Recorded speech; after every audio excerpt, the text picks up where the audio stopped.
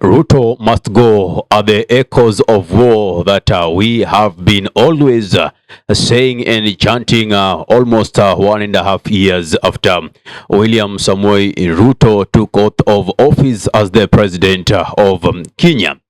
And we also had a Gen Z revolution backed up with the millennials in terms of wanting to make sure that Ruto is ousted out of office since we believed that the sovereignty of the nation belongs to other people. And so if they demand that the president resigns from office, so should have been done earlier on. And we had various plays because we were seeing the economic situation of the country was at limbo.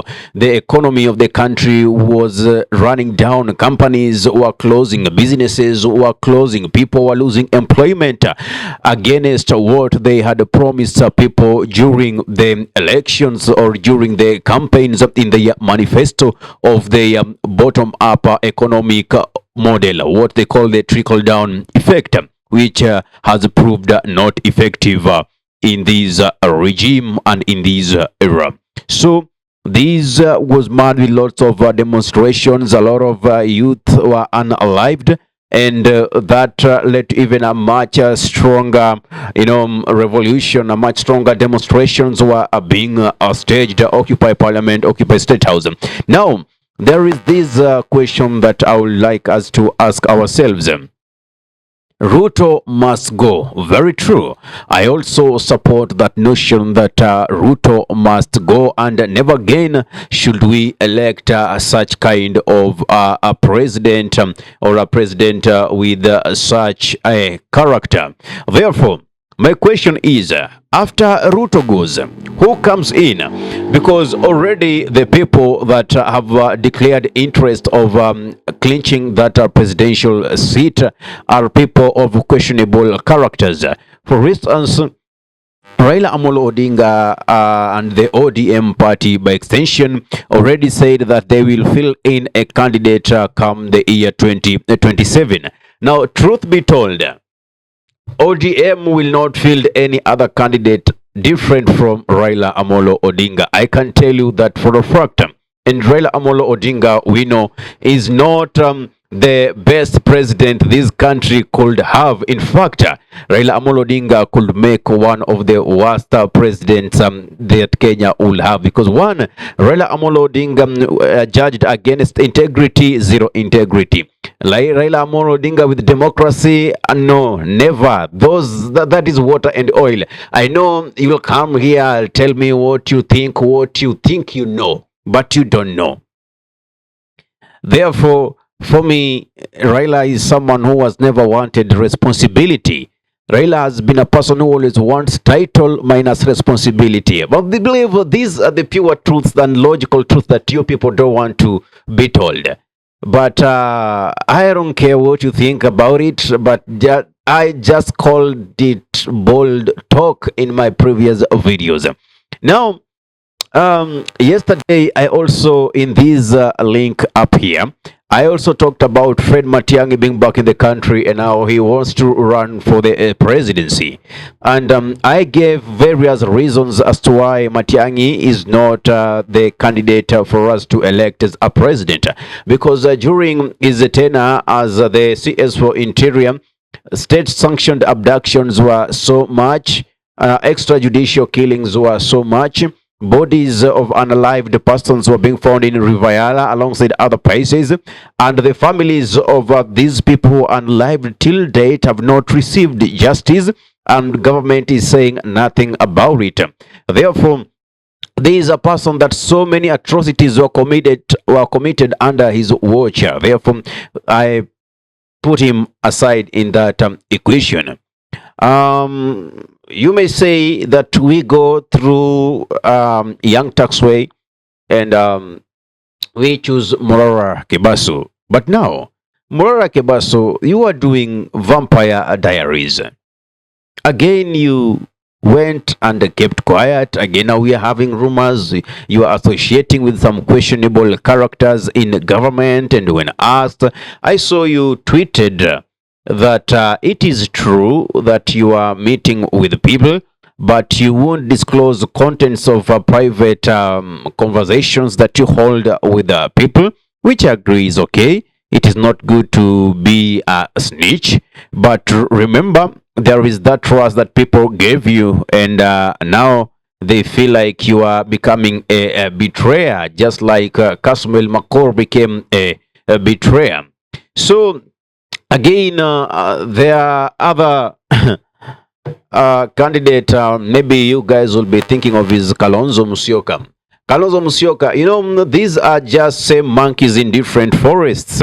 You know, you talk about these Busia senator will give him benefit of doubt, but one thing that I'll always mention is that thing of Kibet Bull being, abducted.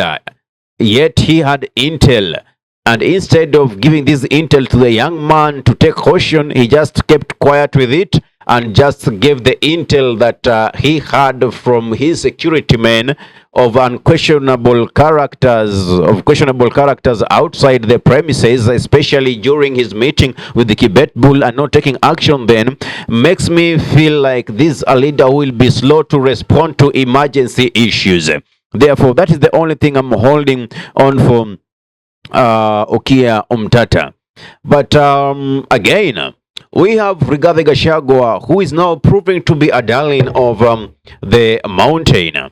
It is true, he is pulling organic crowds, and Rigathi is becoming a darling because he's giving us exposés, the things that used to happen behind doors, behind curtains, the conversations they were having, he's leaking them out. And to us, information is power. We need to know what used to happen in those cabinet meetings. We used to know who is behind corruption. We need to know who is behind abductions. We need to know who is behind these police brutality that we are seeing in, day out. And that is why Gachagua is loved. But in terms of having him in the ballot to become the president of Kenya, no. That one, I don't advise for that. Therefore, I find myself at a very tough point because all the candidates who have brought themselves up like they are interested in this presidential seat, it's like putting them down. So here I am confused because I don't know now. Whom shall we elect? And my question is, should we have in the ballot box all questionable character candidates? What shall we do? Shall we try to find a criminal just that will commit a little bit of injustice?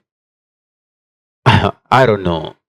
Because Kenyan politics have been so tribal to an extent. I thought that this generation was going to change things, which I still believe, but it will take time to wash that stain that our parents already got from the previous regimes, because we are trying to tell them that change is coming, but none of them is ready to receive that change. So what do you think should be done?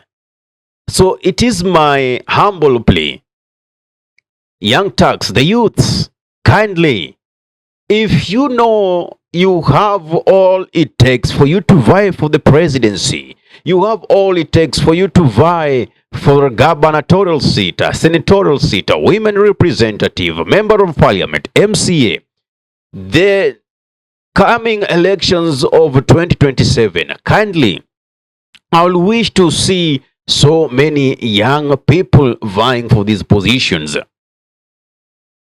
I would want to see that. I'm tired of seeing people that have questionable characters trying to vie for these seats.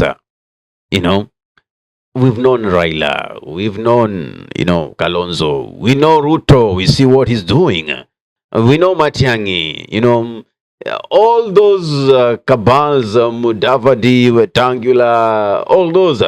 Okay, there is this equation of Maraga.